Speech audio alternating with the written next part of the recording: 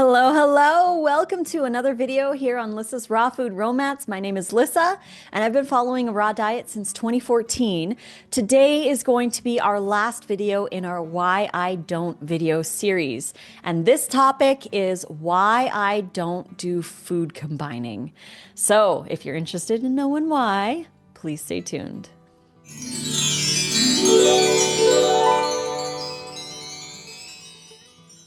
Thank you ever so much for joining me today for another video here on my YouTube channel.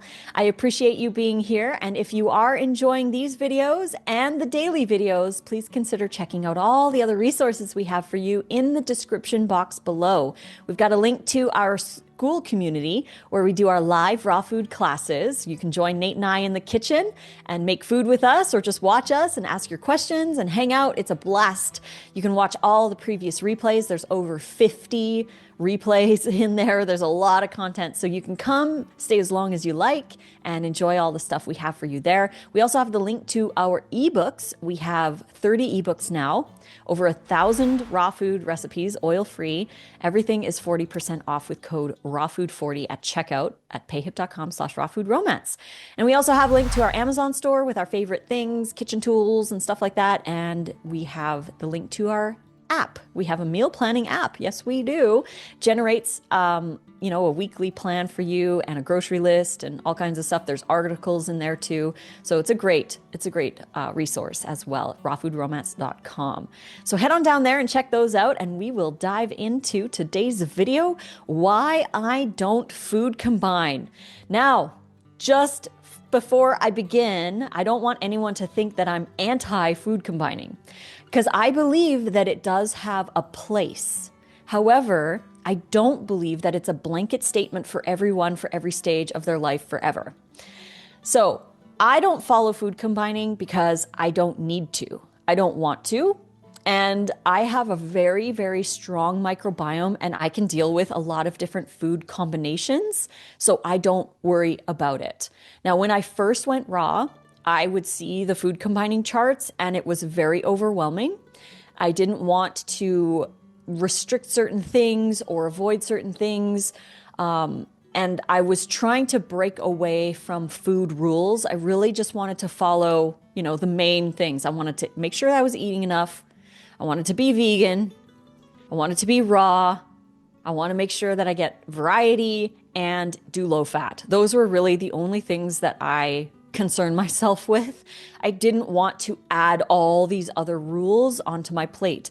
Now, again, I know a lot of people do it and they love it, and that's what they want to do, but it's not a blanket statement for absolutely every single person. Some people have very strong microbiomes like we do. We have built our microbiomes over the years, and we can eat a huge combination of a lot of different things, and we don't have any issues with that. So instead of being scared of certain combinations or thinking that they're bad, because I don't like using labels like that. Obviously, ultra processed foods is not ideal. I'm not going to say that it's like ideal for us. But when it comes to different kinds of fruits and vegetables combined in different ways, not everybody reacts the same way. So I don't want to say combining melons and berries or whatever is bad, because for some people it's not. For us, it's not. We can do that just fine, and we have no symptoms from that. No problems, nothing. And we enjoy these specific combinations because we like the flavors that they bring, and we don't want to limit ourselves when it comes to things like that. And it's a lot more freeing. So that's one big reason why I don't follow the food combining, is just because I don't want to. It's not something that I need for my life. And when I said that, there are people that it can help, it's usually for people who are coming from a weaker gut microbiome. And they might need to do some kind of like an elimination diet or, specific food combinations. But I don't think that it's a place that you need to live at forever. I think introducing a few different combos here and there and seeing how your body reacts is the wisest course of action, because to add more variety, we got to eat more variety together, right? So instead of having a lot of different variety eaten, slowly throughout the day in specific amounts combined with different things, it can be really overwhelming. And then your whole world is revolving around food and what combines with what. And then if somebody makes you a raw meal, you're like, oh, wait, you did this and this, and I can't do that. Most people who say that usually could do it, but they believe that they can't. And our beliefs are incredibly powerful. We all know the placebo effect, and we all know how incredibly powerful our minds are. So if we believe that we have a reaction when we eat certain things, a lot of times the body manifests that. It says, yes, you do have reaction when you eat melons and berries. So I'm going to give you that reaction to reinforce your belief. So sometimes if people say like, it doesn't bother me, and they do it, it doesn't bother them. So we got to remember how powerful our mind is. Yes, our body naturally reacts to certain things, but our mind can actually make our body react to certain things. So I don't want to have food fears. I've worked very, very, very hard to release a lot of food fears out of my life.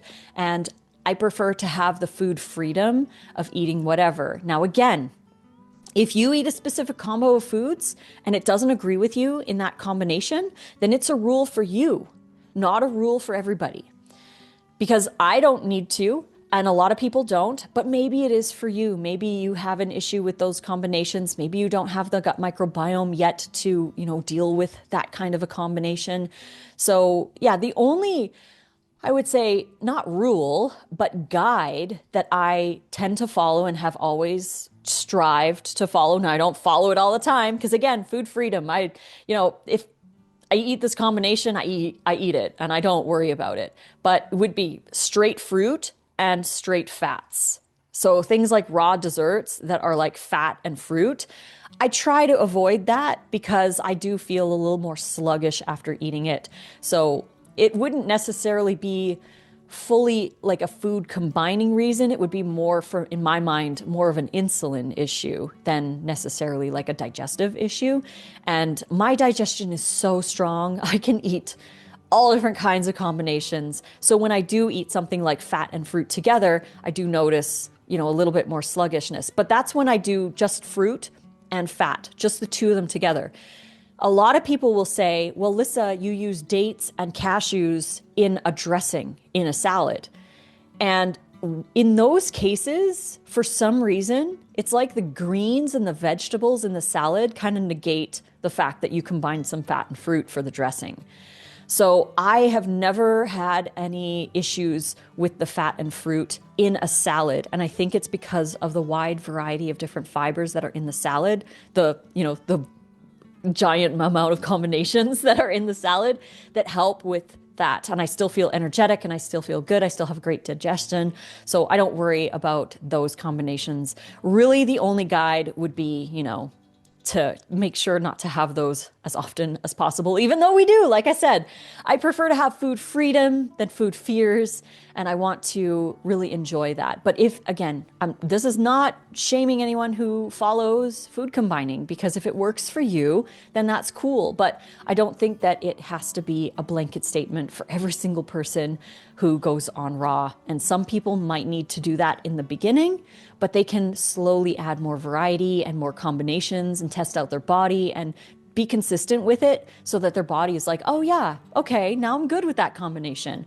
So those are just my thoughts on the food combining thing. I really just prefer the variety, the unique flavors that can come from combining certain foods together. So I just really enjoy not following those rules. So thank you so much for joining me today for another video.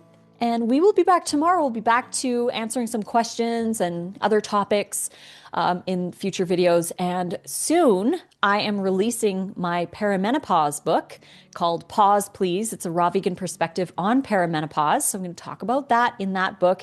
I am very excited to release it. It's coming in May. So just a little bit of time, just over a week left until that is released. So if you're excited, stick around because I'll be sharing the link for that soon. So thank you for joining. We'll be back tomorrow. Don't forget to check out our ebooks. We have 40% off all of them with the code rawfood40 at checkout. We have a link to our school community in the description box below to join our live raw food classes and watch all the previous ones as well. And Amazon store, our app at rawfoodromance.com, and there's other things in the description box below as well. So go check it out, and we'll be back tomorrow for another one. Thank you so much for joining me. Until then, fruit on.